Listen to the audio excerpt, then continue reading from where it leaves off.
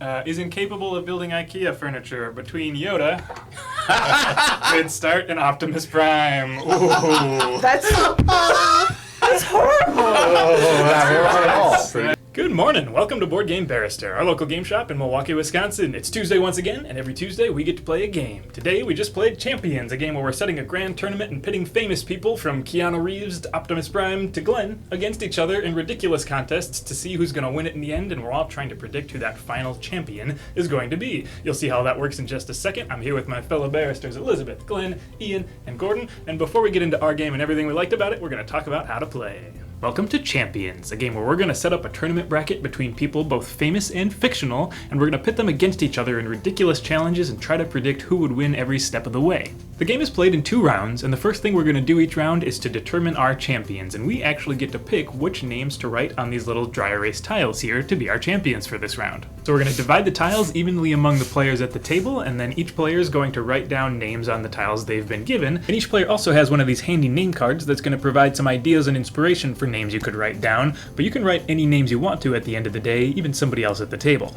Once everyone's got their names in, we're going to set those off to the side for just a moment and set up our tournament. Then we're going to shuffle up our names and start pitting them against each other for their matches. Our first matchup is Eats Candy in Secret, and that's going to be between David Bowie and Barbie. So now our tournament has been set, we're on to the predictions phase. Every player is going to receive one of these prediction and scoreboards, where at this point in the game, they're going to predict through who they think is going to win in each round of this tournament, and then who they think the final champion will be. So you can see here, I've predicted through who I think is going to win each round, as well as who's going to win the subsequent rounds, and who's going to be the champion in the end. Weirdly, Draco is the person I've picked as champion, because some of these cards are not actually so flattering. So what I'm going to do now is I'm going to erase all the other names on my card, because the only one that matters for the end of the round scoring is the champion I've picked. Now comes the meat of the round, where we're going to start looking through each of these matchups and voting for who we think would win in that challenge. The person with the most votes is going to progress into the next round, so it doesn't actually matter who would literally actually eat candy in secret between Barbie and David Bowie. All that matters is whoever we vote for advances. Each player is going to get 2 voting cards, which they're going to submit one of face down. And you can see each card here has the blue star on top and the red lightning on the bottom, so whichever person you want to vote for is the card you'll submit. Now I had put Bowie for this one in my predictions, but I don't actually have to vote the same way I predicted. If I think the rest of the table is going to swing Barbie for Eats Candy in Secret, then there's actually some value in voting the way I think everybody else does, because at the end of the vote, everybody who voted for the winner is going to score points. I'm sticking to my guns in this one, and I'm going to vote for Bowie. Once everybody's got their votes in, we're going to reveal them and see who wins and advances. Say it was Bowie, and I had voted for Bowie, that means that I score points depending on where we are in the bracket. So because this is the initial match in that first column, that means I'm going to score 1 point, and I'm going to circle that point for myself. We're going to go through all 4 challenges until we've got winners who have proceeded into the second round, and now we've just got the second round in the championship.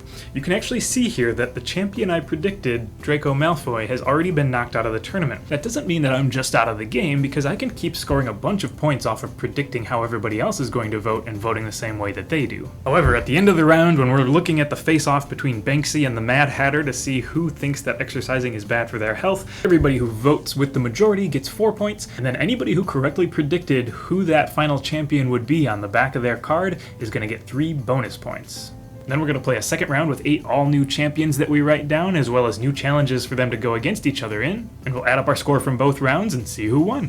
Alright, so we just finished playing our game with 5 players, and we actually specifically held off on playing this one until we knew we'd have 5 players for it, because we wanted to get a slightly higher player count and an odd number of players for some pretty specific reasons.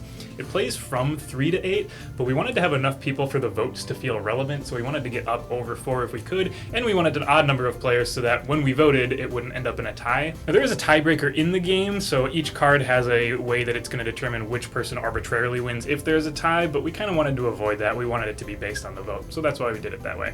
You play 2 rounds, each round takes 10 minutes, so it's a 20-minute game, pretty cut and dry. There's nothing that slows it down or makes it go at a slower pace, except if you are all about bantering with each other and arguing over your answers after it no longer matters, which we did a little bit of, and it still took about 20 minutes to play. Often says back in my day between Arya Stark and Legolas.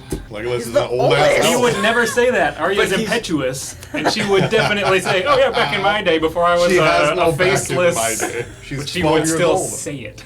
It doesn't say has. Elves are always saying, I was there when the humans Legolas messed is up. chill. Dirt, It's got actually. quotes around it. It doesn't That's say true. I was there when the Right, there was. It wouldn't say back in my day. It would say something much more florid. I really love this style of party game where it's more about the laughs that you had along the way than who actually won. Yeah, close. I don't even remember who won. Yeah, Nope, it's, can't remember. There's no way to know. There's no way to know. No, but it's definitely the fun of playing over the competition, and it's definitely about discovering those neat either pop culture things that you're going to just commiserate over, or you're going to suddenly have this shocking realization that there are people at the table who don't like pineapple on their pizza, or don't sleep with their socks on, and you're having these arguments / culture checks. Ooh. Counts the steps Gordon. on the stairs, Big oof. drives people up the wall, Wait, doesn't everybody count their steps? That's often says back in my day, Oh. in my day.